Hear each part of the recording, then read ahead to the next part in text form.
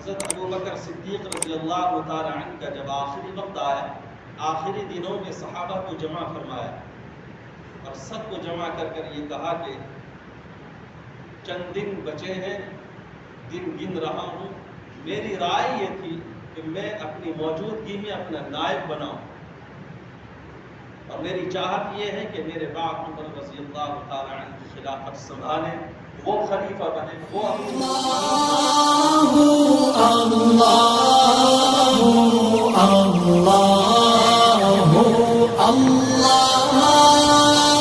لا شريك له، ونشهد أن سيدنا وحبيبنا ومولانا محمدا عبده ورسوله أرسله تعالى بالحق بشيرا ونذيرا وداعيا إلى الله بإذنه وسراجا منيرا.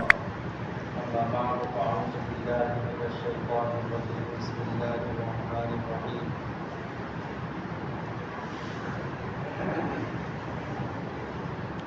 رضي الله عنهم ورضوا عنه، وقال تعالى: أشداء على الكفار رحماء بينهم تراهم ركعا سجدا.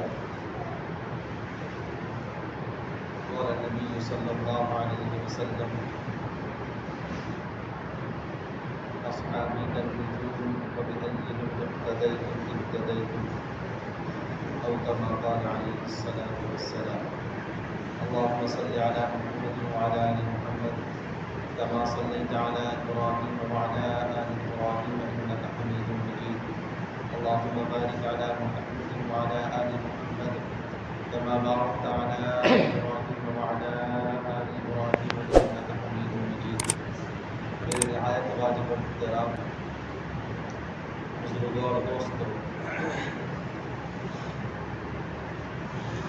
ذی الحجہ کا مہینہ کے آج 29 تاریخ ہے. ہو سکتا ہوں کہ آج چاند نکلے اور کل سے محرم الحرام کا مہینہ شروع ہو.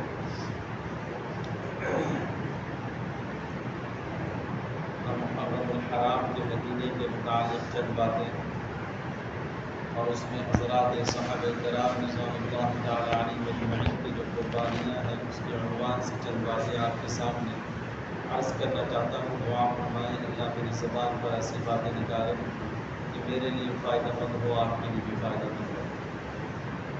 میرے دوستوں بزرگوں، ذی الحجہ کا مہینہ میں ہم نے جانور قربان کیا. محرم الحرام میں بڑے بڑے صحابہ نے اپنی جان کی قربانی دی. خلیفہ دوم عمر بن خطاب رضی اللہ تعالی عنہ،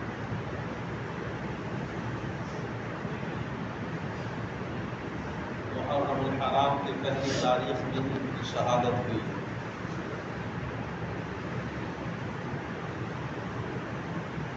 ذی الحجہ کے 26 تاریخ میں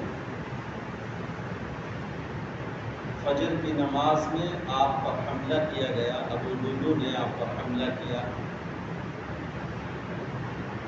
3-4 دن کے بعد آپ کی وفات ہوئی اور اسی تکلیف میں آپ اس دنیا سے رخصت ہوئے اور شہادت اللہ نے آپ کو شہادت سے نوازا. علماء نے لکھا ہے کہ 26 ذی الحجہ میں آپ پر حملہ کیا گیا اور 1 محرم الحرام میں آپ کی وفات ہوئی. آج کے دور میں جناب سیدنا حسین رضی اللہ تعالی عنہ کو لوگ یاد کرتے ہیں اور ان کے مناقب، فضائل اور ان کی شہادت کا تذکرہ کرتے ہیں، لیکن عمر بن خطاب رضی اللہ تعالی عنہ کی شہادت کا کوئی تذکرہ نہیں کرتا. حالانکہ محرم کی پہلی تاریخ میں اگر کسی نے شہادت دی ہے تو حضرت عمر بن خطاب رضی اللہ تعالی عنہ. میرے دوست و بزرگوں، ان کا مقام اور ایسی شخصیت تھی. حضرات صحابہ کرام رضوان اللہ تعالی علیہم اجمعین کی جماعت میں علماء نے لکھا ہے کہ سارے صحابہ حضور کے مرید تھے. 1,24,000 کا مبیش صحابہ کی جماعتیں تھیں. سارے کے سارے آپ صلی اللہ علیہ وسلم کے در پر آ کر اسلام قبول کیا. لیکن ایک صحابہ جسے عمر بن خطاب رضی اللہ تعالیٰ عنہ کہتے ہیں جو مراد بن کر آئے.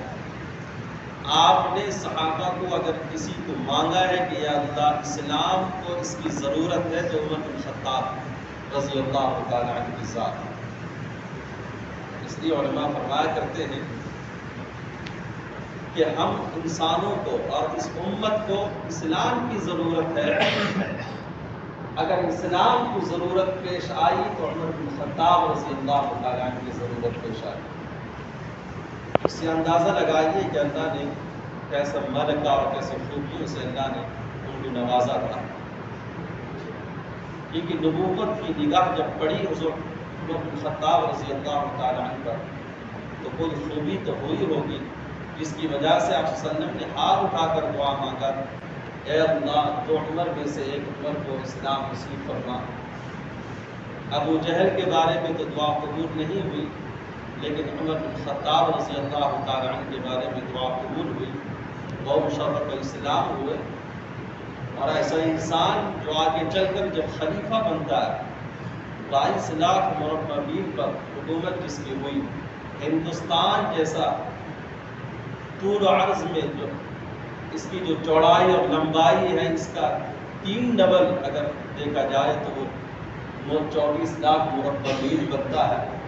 اکیلا تنہا شخص مدینہ منورہ میں رہ کر حکومت کی ہے تو جناب عمر بن خطاب رضی اللہ تعالیٰ عنہ.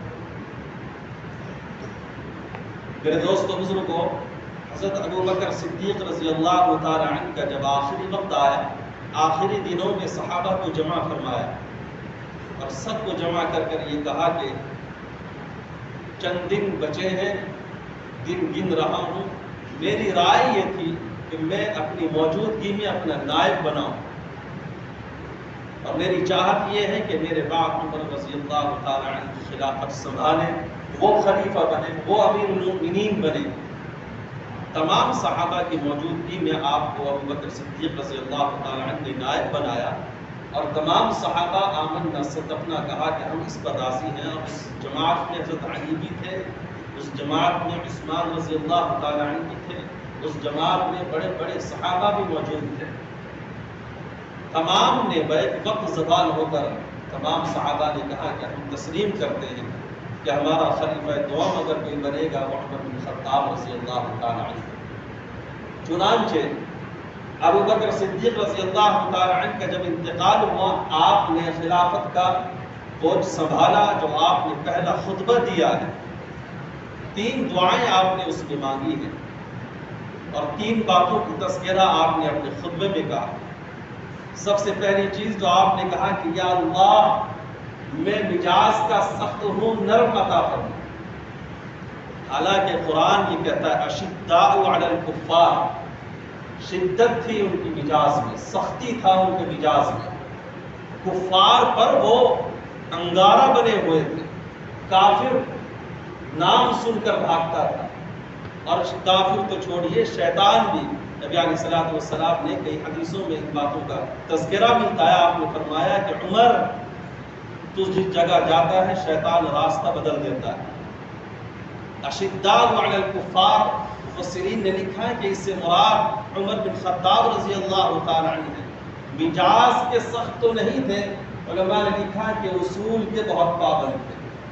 عام طور پر اگر کوئی آدمی اصول کا پابند ہو تو بے اصول آدمی یہ کہہ دیتے ہیں کہ یہ مجاز کا سخت ہے. حضرات اکابرین میں جو ہمارے اسلاف بزرگان دین گزرے ہیں ان کے متعلق کتابوں میں لکھا ہے کہ مجدد الملت اشرف علی تھانوی نور اللہ مرکزہ کے بارے میں مریدین فرماتے ہیں کہ مجاز کے سخت تھے، لیکن حضرت مجاز کے سخت نہیں تھے بلکہ اصول کے پابند تھے. اصول کے خلاف ہو تو ٹوک دیتے تھے اور اصول کے خلاف انہیں پسند نہیں تھا. مجاز کا سخت ہونا الگ بات ہے، اصول کا پابند ہونا الگ بات ہے. حضرت عمر رضی اللہ تعالیٰ عنہ نے جو یہ کہا کہ لوگ مجھ سے ڈرتے ہیں، مانوس نہیں ہے کیونکہ میں مجاز کا سخت ہوں، یا اللہ میرے اندر نرمی پیدا فرما. اور آپ نے یہ بھی فرمایا کہ اللہ جو اعمال ابوبکر صدیق رضی اللہ تعالی عنہ کے پاس موجود تھا وہ اعمال میرے پاس موجود نہیں ہیں، اور جن اعمال کی وجہ سے اللہ کی مدد اور نصرتیں آتی تھیں ابوبکر کے ساتھ، جو نصرتیں تھیں میرے ساتھ نہیں ہیں، کیونکہ ابوبکر تو مجھ سے بہت بلند تھے. واقعے میں کتاب میں لکھا ہے کہ ابو بکر صدیق رضی اللہ تعالی عنہ جب خلیفہ بنے تو اطراف اور اکناف کے جتنے وڈیرے اور بڑے سردار چودھری لوگ تھے ایک دفعہ سب کو بلائے اور سب کو جمع کر کے آپ نے فرمایا دیکھیے خلافت ملک کا باغ دوڑ اور ملک کو کس طرح چلایا جاتا ہے وہ صحابہ کی زندگیوں میں موجود ہے۔ ابو بکر صدیق رضی اللہ تعالی عنہ نے مدینہ کے قرب جوار کے بڑے بڑے جو سردار تھے چودھری تھے جو بڑے لوگ تھے ان کو بلایا اور جمع کر کے کہا کہ میں یہ چاہتا ہوں کہ آپ سب اپنے علاقے کے یتیم اور بیواؤں کا لسٹ بنا کر مجھے دو کہ تمہارے بستی میں تمہارے محلے میں تمہارے شہر میں تمہارے علاقے میں کتنی عورتیں بیوہ ہیں اور کتنے بچے یتیم ہیں تاکہ ان کی مدد کرنے کے لیے مجھے آسانی ہو اور ان تک مدد پہنچ جائے۔ چنانچہ ایک لمبی لسٹ لوگوں نے تیار کر کے ابو بکر صدیق رضی اللہ تعالیٰ عنہ کو دیا۔ کسی نے لکھا ہے کہ ہمارے یہاں 5 بیوہ ہیں 10 یتیم بچے ہیں اور میں اس کی ذمہ داری لیتا ہوں خدمت کرتا ہوں۔ ابو بکر صدیق نے کہا کہ بیت المال سے مال جائے گا اور تم ذمہ دار ہونا، تم خدمت کرنا اور مال کو ان تک پہنچانا تمہاری ذمہ داری ہے۔ اس لسٹ میں اس فہرست میں اس رجسٹر میں ایک عورت کا نام آتا ہے اور اس عورت کے بعد میں خدمت کرنے والا کسی کا نام موجود نہیں تھا، وہ خالی جگہ تھی۔ ابو بکر صدیق نے سوچا کہ میں اس کی خدمت کر لوں گا۔ جب عمر نے رجسٹر کو دیکھا کہ حضرت عمر فرماتے ہیں کہ میرے دل میں بھی خیال آیا کہ میں اس عورت کا خدمت کر لوں گا۔ چنانچہ فرماتے ہیں حضرت عمر رضی اللہ تعالی عنہ کہ میں اگلے دن فجر نماز کے بعد اس عورت کے گھر پہنچا اور کہا کہ اماں جھاڑو لا، میں گھر کو جھاڑ دوں اور پانی کا پیالہ دے، میں پانی بھر کر تیرے لیے لے کر آ جاؤں۔ وہ اماں کہتی ہیں جو آنکھ سے نابینا تھی وہ بوڑھی عورت، اور یہ کہتی ہے کہ عمر تجھ سے پہلے کوئی آیا تھا، وہ جھاڑو دے کر اور پانی بھر کر چلا گیا۔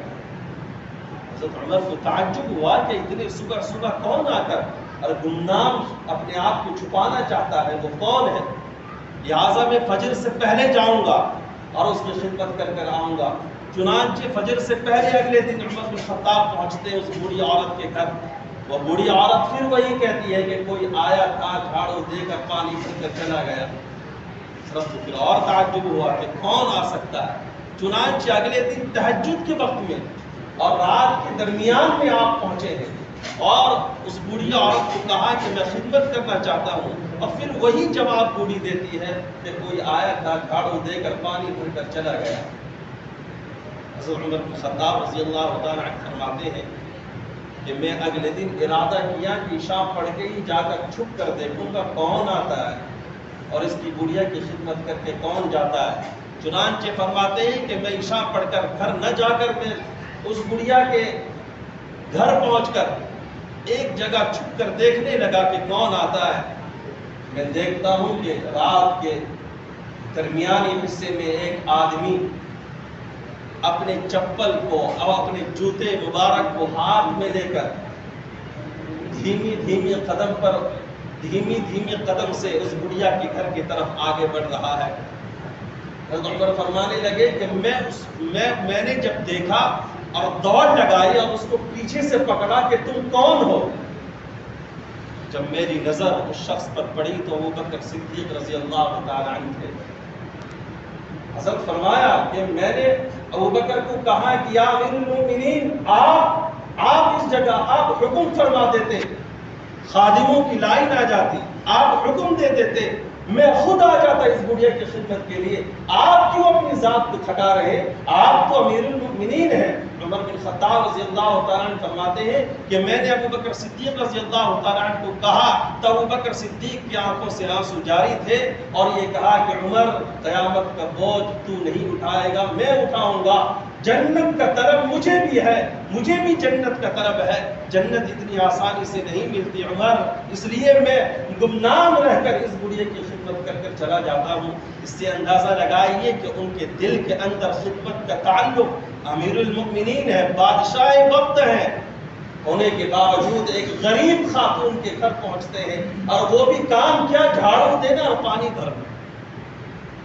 دور صحابہ کی جو تمام چیزیں صرف نمازیں اور صرف روزے، صرف حج اور صرف اخلاق و اعمال اور صرف معاشرتی زندگی نہیں ہے، خدمت کا ایک پہاڑ، ایک نمونہ ملتا ہے ان کی سیرتوں میں۔ میرے دوست بزرگوں، حضرات صحابہ کرام رضوان اللہ تعالی علیہم اجمعین کے متعلق نبی نے فرمایا ستاروں کے مانند ہیں، ان میں سے کسی کی بھی آپ اقتدا کر لیں تو ہدایت پالو گے۔ ہر صحابی اللہ اکبر اپنے وقت پر ایک سورج تھا، ایک چاند تھا، ایک نایاب چیز تھی میرے دوست بزرگ۔ آخر دور میں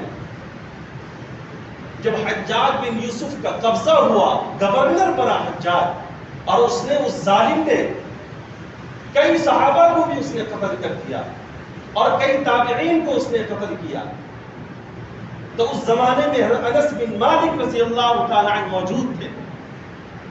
آپ نے جب یہ حالات دیکھا اور ظلم و بربریت دیکھا کہ حجاج کا ظلم تھمتا نہیں ہے، تو آپ عراق یا مصر گئے شکایت کے لیے، اور وہاں خلافت جسے کہا جاتا ہے، پورے ممالک کے گورنر جہاں اکٹھا ہو کر اور اپنے ممالک کے تاثرات اور اپنے ممالک کے کارگزاری جہاں سنائی جاتی ہے، وہاں انس بن مالک سفر کر کے پہنچتے ہیں، اور آپ نے دیکھا اس مسجد میں لوگ تاخیر سے نماز ادا کر رہے تھے جماعت کے ساتھ۔ آپ کا مزاج بدل گیا، بگڑے، اور تمام لوگوں کو جمع کر کر کہا کہ ابھی ابھی صحابہ کا دور ختم نہیں ہوا ہے، تم نے مستحب عمل کرو، تم مستحب اوقات پر عمل کرنا چھوڑ دیا۔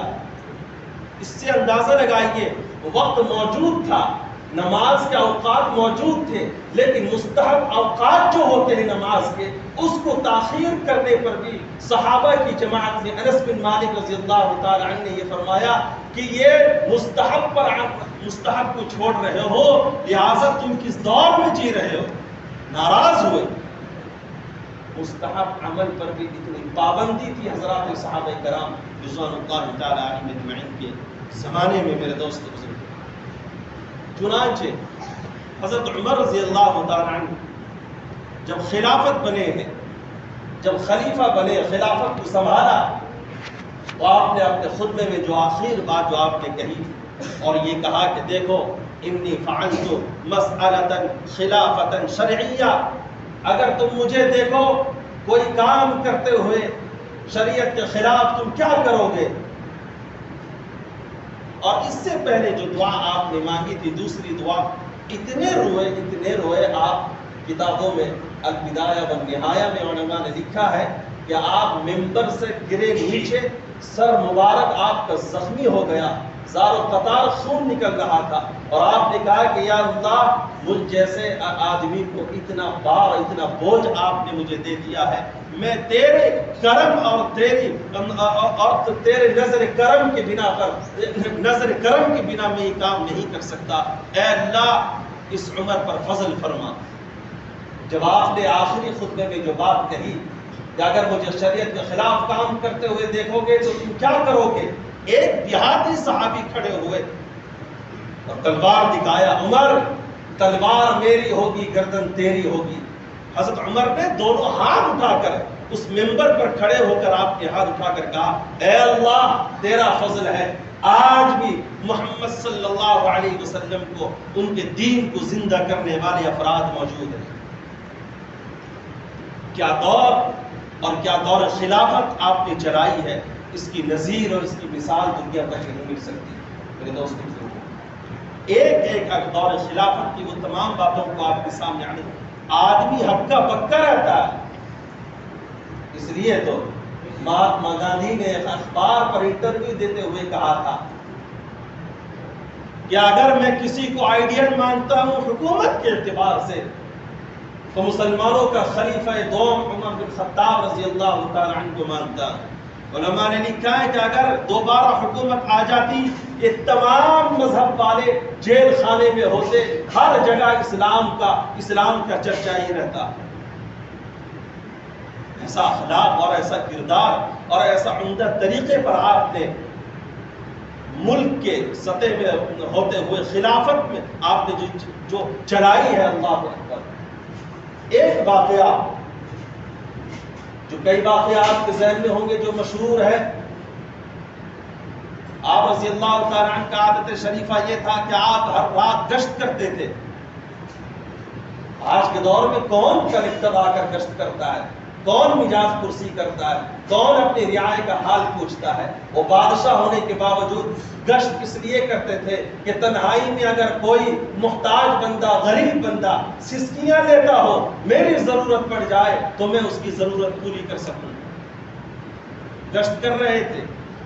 ایک جگہ دیکھا کہ ایک مرد گھر کے باہر رو رہا ہے. آپ پہنچے، سلام کیا. وہ شخص پہچانتا نہیں تھا یہ کون ہے. اس نے جواب دیا. آپ نے پوچھا کیا ماجرا ہے؟ وہ آدمی کہنے لگا کہ میری بیوی تنہا ہے، درد ذہ میں ہے، ولادت قریب ہے، بچہ پیدا ہونے والا ہے. میں تنہا مرد گھر میں ہوں، کوئی عورت نہیں ہے، میں پریشان ہوں. میری عورت کی تکلیف کیسے دور ہو، ولادت آسانی کے ساتھ کس طرح ہو. آس پڑوس میں کوئی عورت نہیں ہے، نہ کوئی آتی بھی نہیں ہے مدد کے لیے. حضرت عمر رضی اللہ تعالیٰ عنہ نے فرمایا کہ یہی بیٹھ میں جا کر کوئی عورت کو پکڑ کر لاتا ہوں، وہ تیری مدد کر دے گی، وہ تیری عورت کی مدد کر دے گی. چنانچہ اپنے گھر پہنچتے ہیں اور ام کلثوم رضی اللہ تعالیٰ عنہ جو حضرت علی رضی اللہ تعالیٰ عنہ کی لخت جگر اور بیٹی تھی، جو آپ کے نکاح میں تھی اس وجہ سے کہ نبی کا سلسلے جو سعادات سلسلہ ہے وہ برقرار رہے، اس وجہ سے آپ کا نکاح حضرت علی کی لڑکی ام کلثوم سے آپ کا نکاح ہوا تھا. ام کلثوم سے کہا کہ بیگم تو آرام سے ہے، تیری ایک بہن درد ذہ میں کرا رہی ہے، رو رہی ہے، چل تو اس کی خدمت کرنے اٹھ. چنانچہ وہ آتی ہیں اور آپ نے فرمایا تھا امیر المؤمنین کہہ کر نہ پکارنا، وہ لوگ مجھے پہچانتے نہیں ہیں، ایسا نہ ہو کہ وہ لوگ ڈر جائیں اور وہ خدمت لینے سے انکار کر دیں. امیر المؤمنین کہہ کر مجھے نہ پکارنا.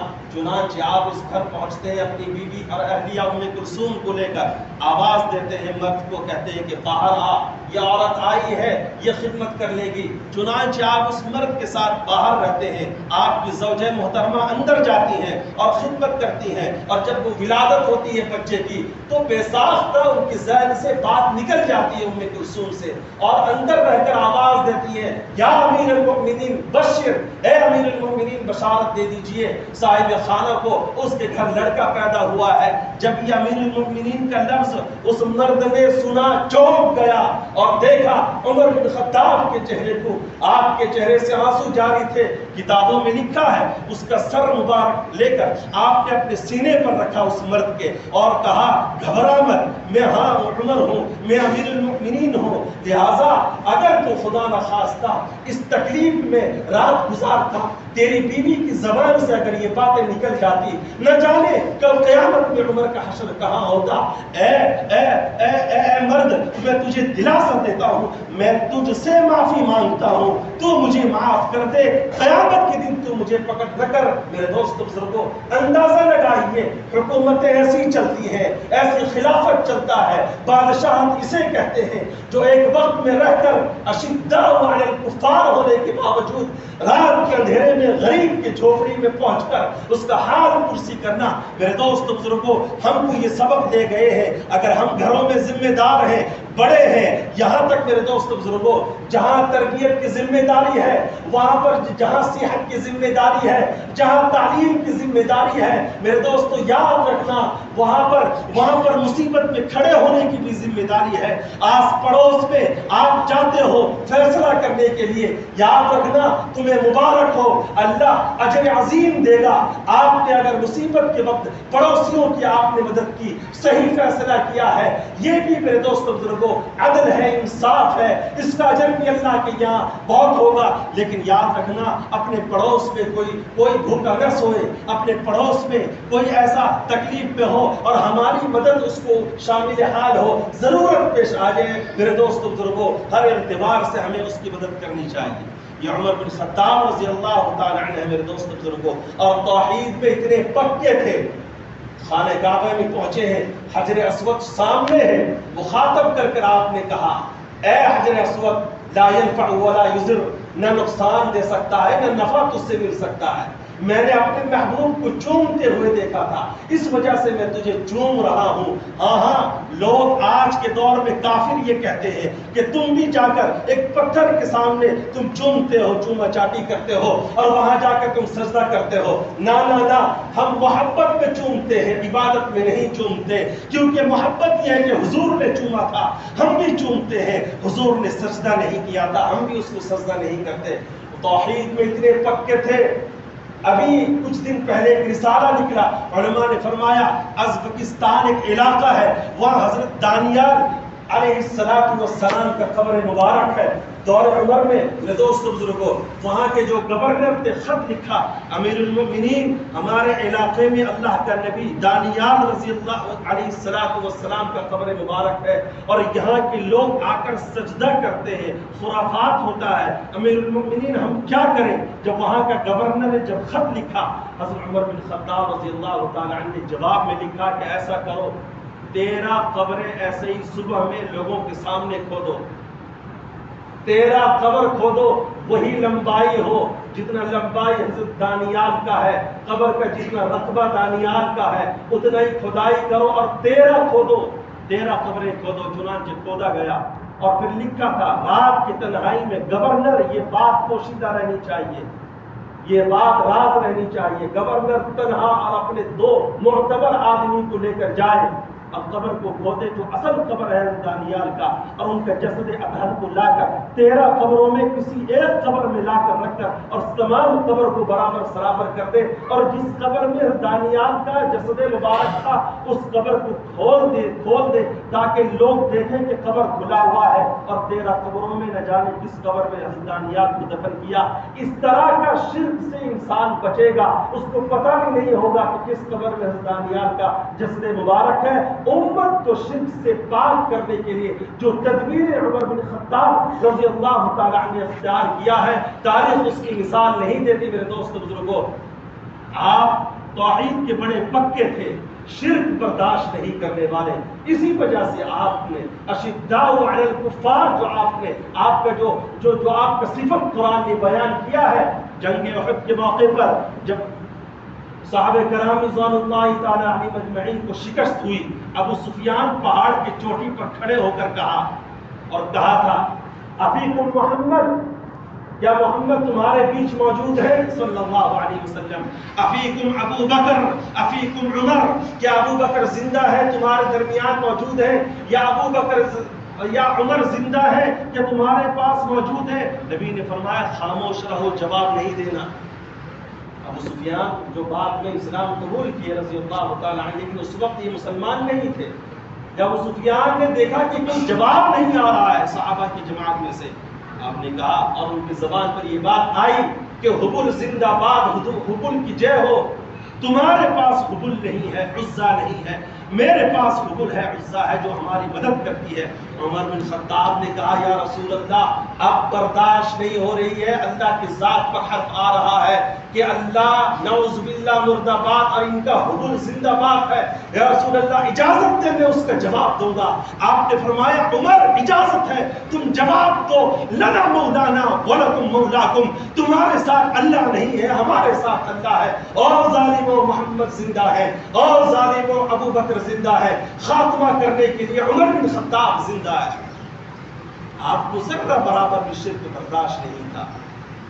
قرآن پاک میں 21 مقامات آیات ایسی ہیں جہاں پر عمر کی منشا اللہ نے قرآن بنا کر اتارا، عمر کی رائے پر اللہ نے قرآن بنا کر اتارا، اور ایک قرآن کا ایک تذکرہ وَاتَّخَذُوا مِن مَّقَامِ إِبْرَاهِيمَ مُصَلًّى، قرآن میں آیا حضرت عمر رضی اللہ تعالیٰ عنہ نے فرمایا تھا یا رسول اللہ میرا دل یہ چاہتا ہے مقام ابراہیم کے قریب ہم 2 رکعت نماز ادا کریں۔ اور سلم انتظار کیے، اللہ کی طرف سے فرشتے قرآن لے کر اترے جبرائیل، اور یہ کہا کہ اس جگہ 2 رکعت نماز پڑھنی ہے۔ عمر کی رائے رب نے آیت بنا کر اتارا۔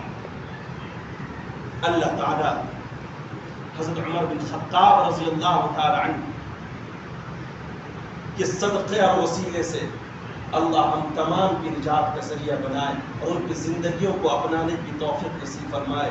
جو آپ نے جب خلافت کا بات دور سنبھالا، ایک دفعہ آپ لوگوں کو جمع کیا اور یہ کہا لوگوں یہی عمر ہے جو اسلام سے پہلے اونٹوں کو چرایا کرتا تھا. اتنا آپ نے کہا اور ممبر سے اتر گئے. علی رضی اللہ تعالیٰ نے فرمایا امیر المومنین کیا یہی بات کہنے کے لیے ہمیں آپ نے بلایا تھا؟ تو عمر نے کہا کہ ہاں صرف یہی بات کہنے کے لیے. میں کیوں نہ میرے دل میں تکبر والی بات آ گئی تھی کہ عمر بھی کچھ بن گیا. اس وجہ سے میں تمام لوگوں کو بلا کر جمع کر کے میں نے یہ کہا کہ یہ وہ وہی عمر ہے جو اسلام سے پہلے بکریاں چراتا تھا اور اسلام سے پہلے اونٹوں کو چراتا تھا. اور ایک بوڑھی عورت مجھے ماری تھی, تماچا ماری تھی, اور یہ اس عورت نے کہا تھا کہ اونٹ چرانا معلوم نہیں ہے, تجھے اونٹ چرایا نہیں جاتا. لیکن اللہ کا فضل ہے کہ آج یہی عمر کئی مربع میل پر حکومت کر رہا ہے. یہ اللہ کے فضل و کرم سے سکتا. اللہ تعالیٰ سے دعا ہے کہ اللہ تعالیٰ حضرات صحابہ کرام کے قبروں کو نور سے منور عطا فرمائے. اللہ ان کے ذریعے سے ہمیں شفاعت نصیب فرمائے, ان کی نقش قدم پر چلنے کی توفیق عطا فرمائے. یہ محرم الحرام کے مہینے کے عنوان سے جو پہلی تاریخ میں عمر بن خطاب رضی اللہ تعالیٰ عنہ کا وصال اور انتقال ہوا, اسی کے متعلق چند باتیں میں نے آپ کے سامنے عرض کی.